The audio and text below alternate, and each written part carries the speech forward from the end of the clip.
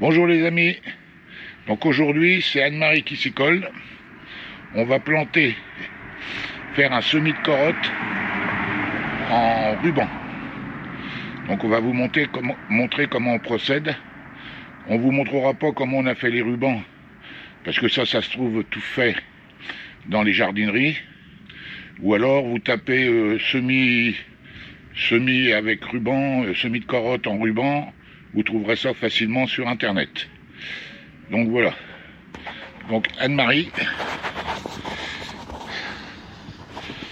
Alors, j'ai préparé le terrain. On creuse le terrain environ sur 2-3 cm. Comme ici. J'ai mis du terreau horticole que j'ai tamisé au fond de ma saignée. Donc ensuite, il faut que vous arrosiez pour que ça soit bien humide.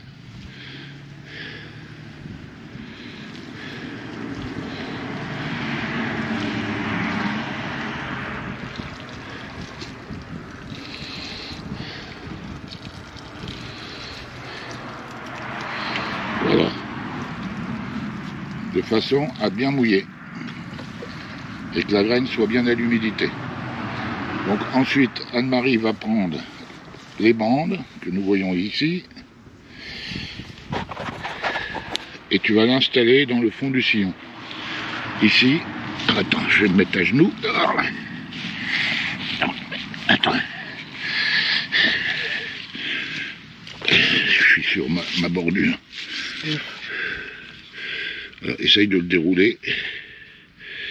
Voilà, je vais te le prendre, voilà, tu vas doucement. Et là,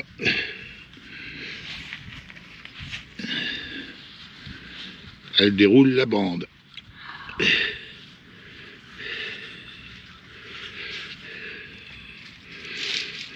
Elle casse.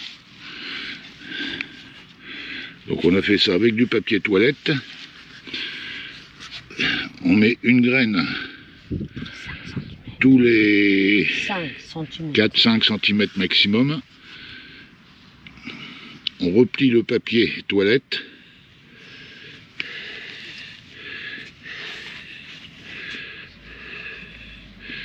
Voilà. C'est délicat. C'est pour ça que je vais faire Anne-Marie, parce qu'elle casse déjà le papier. Alors moi, avec ma bleu-blotte, ça serait pas terrible.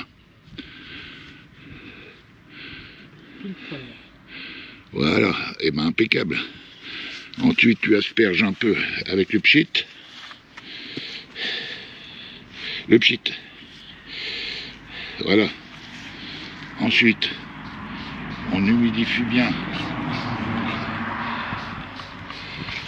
avec le chip pour que le papier adhère bien au fond, qu'il ne se déplace pas et que ça reste bien humide le temps que ça germe. Il chante ton shit.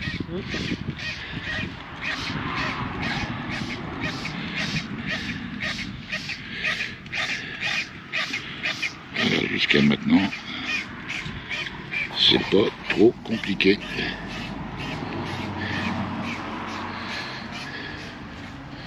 Voilà, et ensuite tu recouvres avec le terreau que j'ai tamisé, terreau horticole.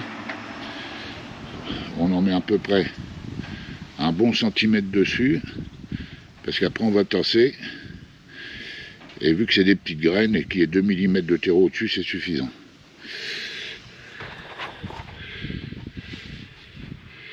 Alors, je tasserai après, j'ai préparé ce qu'il fallait, ma chérie. Voilà, voilà. Oh, elle est douée.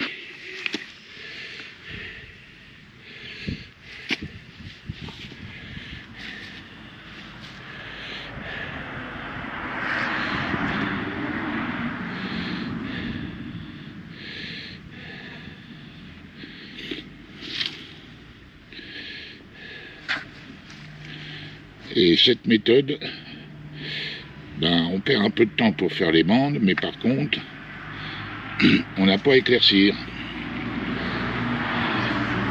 Ce qui gagne un temps assez conséquent parce que éclaircir les carottes quand c'est bien serré, c'est pas facile.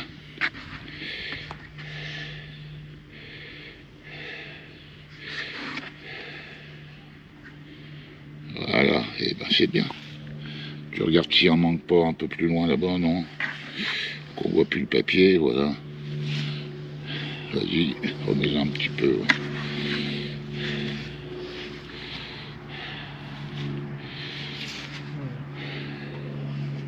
C'est bon. Voilà, c'est bon. Et ensuite, on fait un copieux arrosage à l'arrosoir. Ah oui, il faut que je tasse. Alors pour tasser, tiens, j'ai pris la...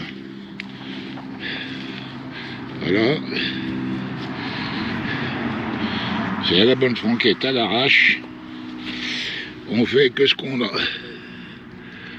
Voilà, on tasse. Ouais. Voilà. C'est bon. C'est parfait, ma louloute. Voilà. Si tu poses le morceau de bois.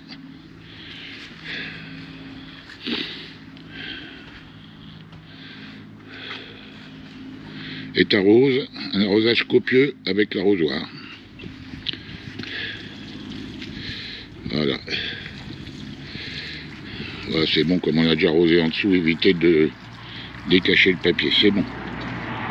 Voilà. On met un peu de terreau, il y a le papier qui s'est un peu dégagé là. On met un peu de terreau dessus. Voilà, c'est bon. Voilà, puis ça va mouiller par capillarité, ça suffira. Donc voilà les amis, on a fait nos carottes en ruban.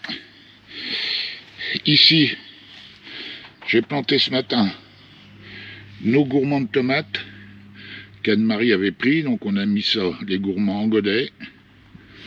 Ça flétrit dans la journée, mais le lendemain, si c'est bien arrosé, ça repart.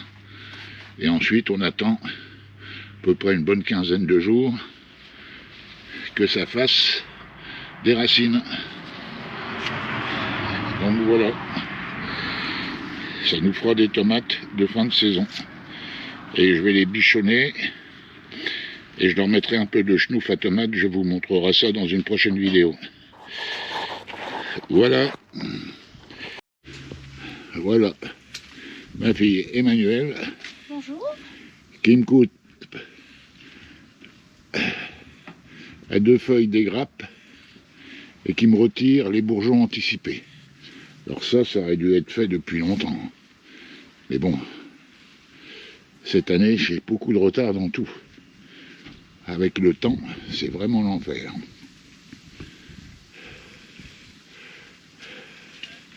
Ça va ma louloute? Tu grilles pas là-haut? Non, ça va.